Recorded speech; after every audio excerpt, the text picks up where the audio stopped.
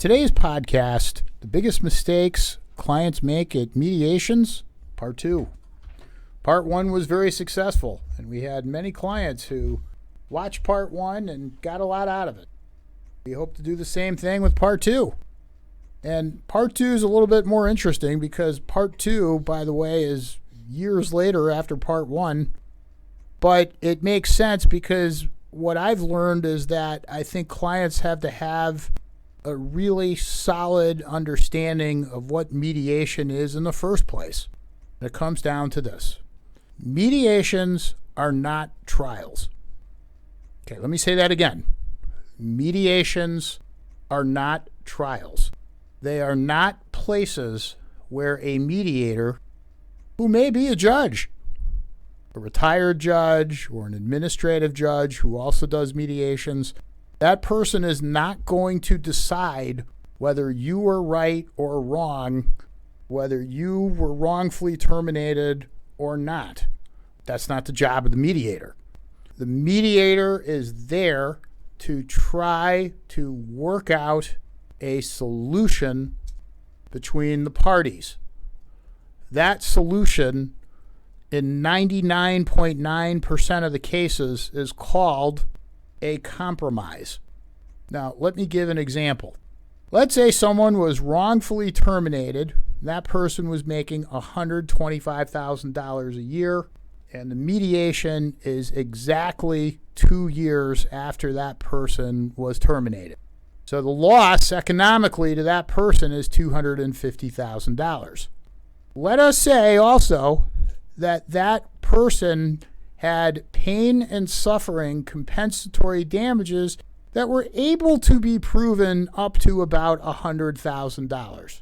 So that person now has a total of $350,000 in a universe of what that person could win at a trial. Back pay at a jury trial, in a discrimination case, by the way, that's not even decided by a jury.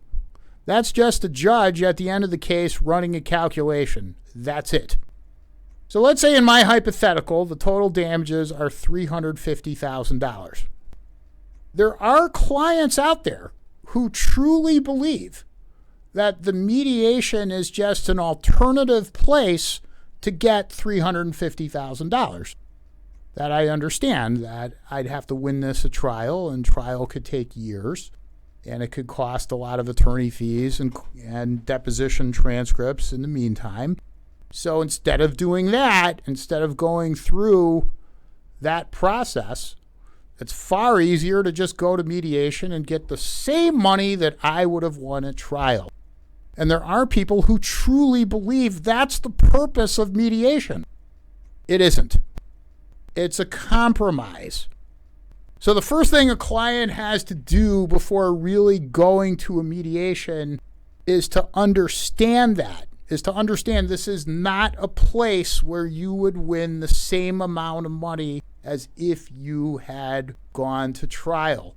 There are mediations that I have done. They're few and far between where someone probably was awarded more money than they would have gotten at trial. But those are not the norm. And your lawyer can generally tell you if your case fits into one of those cases. Most of the time, they don't. Here's another mistake people make.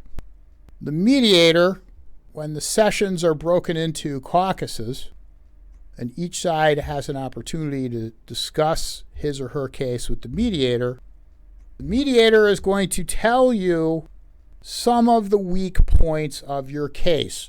And he's going to ask your lawyer to confirm that. Why does the mediator do that?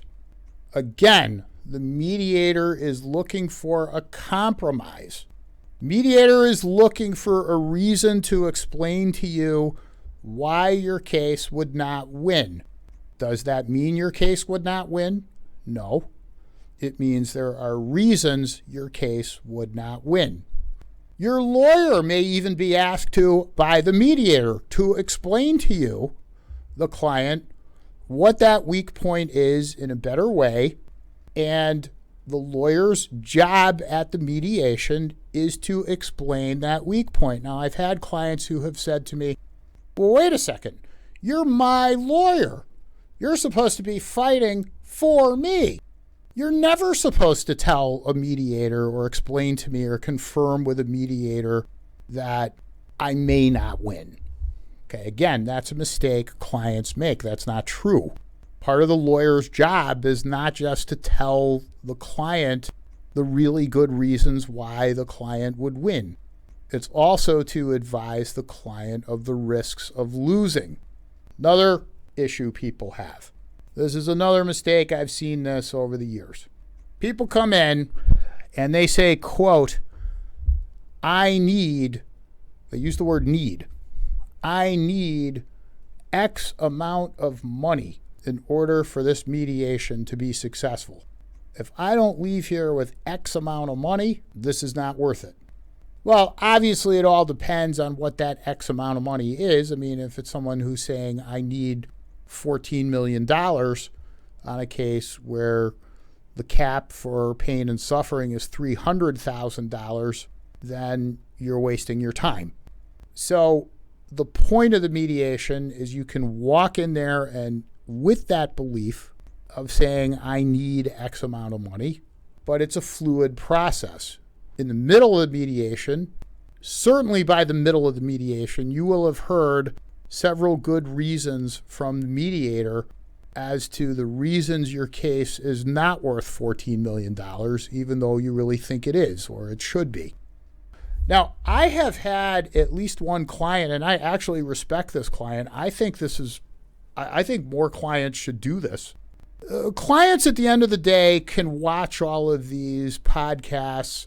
They can read my book. They can do all the steps. At the end of the day, the client still has the power to make a decision, even if it's against the lawyer's advice. They can do that. I've had a client say to me, listen, Mr. Fischer, I respect what you've done. It's really good. I hear your advice. I hear why my case isn't worth $1 million. I, the client, would like to go to mediation myself and not have to pay the lawyer fees for that. I actually think that's a really good idea. And then the client said at the end, if the case doesn't settle, which inevitably it didn't, you just pick up the representation from there and you go on and you represent me and to the end. That's fine. I think that's a great idea. Everything you say at a mediation is confidential unless you tell the mediator this is not confidential. So if a client wants to go into mediation, demand all kinds of money, understand, save money that his lawyer wasn't there, or if the client believes that whoever he's mediating against is not there in good faith and doesn't want to pay lawyer fees for the lawyer to sign all the confidentiality forms and the setup time. And generally, it takes around 2 to 3 hours now to set up a mediation, believe it or not, just with all the forms and all the people you have to contact and the time and arranging whomever. That's what it takes.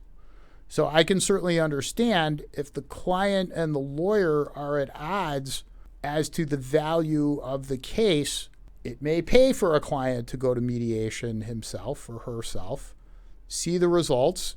I don't take it personally. I understand this is your case and you want to do, and I don't force people into any settlements. If they want to keep going, and wonderful. As long as they keep paying their bills, I suppose, if it's not a contingency case. I don't see the problem with that at all. I think that's actually a good idea. Finally, I have had this experience, and this is an interesting one. I've had this on more than one occasion. All right. And it's rare. It happens maybe once every 3 years. The parties go to mediation. They agree on a certain number, whatever that number was. Let's call it $100,000. Then the client thinks about it and says, even though I agreed to the $100,000, I got home, I told my Aunt Betty Lou and 14 other people, even though I wasn't supposed to do that, I did that, and these people, not knowing anything more about the case, said, that doesn't sound like a lot of money. You should make your lawyer go back and renegotiate. Okay. I can just tell you this law firm does not do that. Basically, once you've given your word, at the mediation that this is what you've agreed to. Generally speaking, certainly if it's against someone other than the federal government and you do not have an age discrimination claim, that is the agreement. The other side can go and enforce the agreement. They can actually make a motion to the court and say, Mr. So-and-so agreed to settle this case for $100,000, said, yes, I accept, then changed his mind. He gets $100,000. I've had cases where a federal judge has said, sorry, that's it. You agreed to it, and that's it. The ones against the government are a little trickier, and it's something, could the government actually make those same motions to enforce? I think many times they can. I think there are times that they cannot. When they cannot, if they cannot, and sometimes they cannot based on their own procedures. I mean, it's not a matter of law. It's just this agency, the way we do it is we don't consider it settled until you sign a settlement agreement. Okay. So for those, principally, the agency is not going to offer more money to the client once the client changed his or her mind and said, I think I can get more money at this. They're just not going to do that.